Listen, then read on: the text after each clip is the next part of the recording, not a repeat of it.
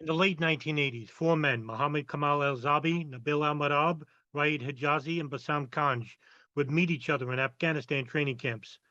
All four of the men take part in fighting against the Soviets. This is according to testimony by Elzahabi to FBI agents in 2004. Elzahabi will later claim that while there, he met Abu Musab al-Zarqawi, who would later become infamous for attacking U.S. soldiers in Iraq and for creating the Islamic State in Iraq, and other al-Qaeda leaders such as Abu Zubaydah and Khalid Sheikh Mohammed. This appears to be the genesis of a Boston al-Qaeda sleeper cell that would later play vital roles in 9/11 and other al-Qaeda plots. The four men will go their separate ways in subsequent years, but by 1998, all of them will be working as taxi drivers in Boston. Between the years of 1989 and 1994, Nabil al-Marabh would move to Boston, and by these years, he apparently lives there as a taxi driver. According to the New York Times on September 18, 2001, the FBI, in a 2003 interview, will claim that al-Marabh had conflict with a fellow Boston taxi driver and falsely accused him of planning to bomb a car. He will say he spoke with FBI agents who concluded the allegations were false. But from this time on, the FBI repeatedly tried to recruit him to become an informant. He will claim he refused the offer. In a 2002 statement, al-Marabh will claim that he traveled to Pakistan in 1992 at the behest of a roommate who both worked for the FBI and fought in Afghanistan. Interestingly, when al-Marabh will be briefly detained in Canada in the summer of 2001, fellow prisoners will claim that he repeatedly stays in contact with the FBI because they find him special there. While in Pakistan, al-Marabh stays at the House of Martyrs, a guest house notoriously connected to Osama bin Laden.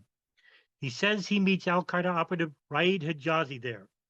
The two of them will later be roommates in Boston in the late 1990s.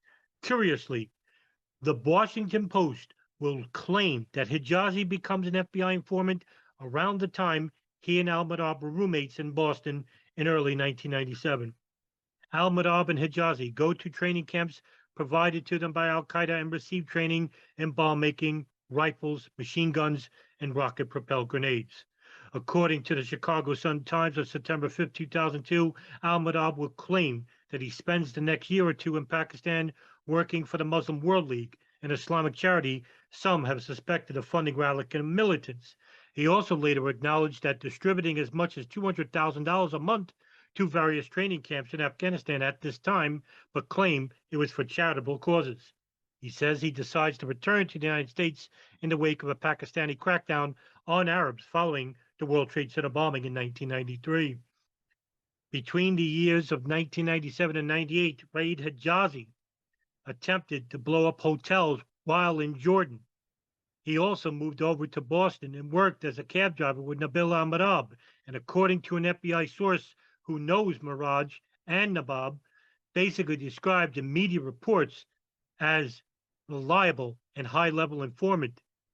Hijazi is approached by FBI agents investigating a drug trafficking network bringing in white heroin from Afghanistan through Pakistan.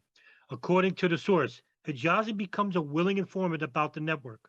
The source will later claim to the Boston Herald on October 16, 2001, that Hijazi also provided information about Arab terrorists and terrorist sympathizers, but the FBI in Boston were more interested in the heroin trade.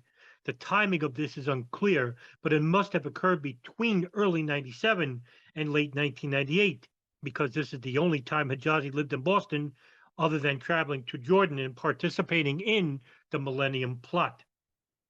An FBI spokeswoman will decline to comment on the issue, except to say, based on the reporting, she wouldn't question Hijazi's reliability as an informant.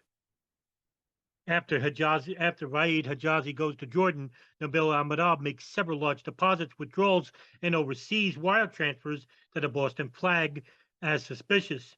According to the Associated Press on June 3, 2004, presumably some of these transfers go to al-Qaeda operatives Raed Hijazi in Jordan. As will later be known, he frequently sends money to Hijazi during this period.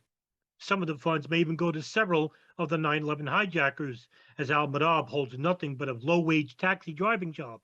It is unclear where the money is coming from. But in February 99, al-Marabh had moved to Tampa, Florida. He gets a Tampa driver's license and begins driving taxis in Tampa, just as he did previously in Boston. According to an apartment complex manager, from February of 99 to 2000, he lives in an apartment with another Arab man with a different last name. Investigators would later wonder if al-Marabh was an advance man for the Florida-based 9/11 hijackers, as Tampa is about 50 miles north of Venice, where several of the 9/11 hijacker pilots will attend flight schools beginning in July of 2000.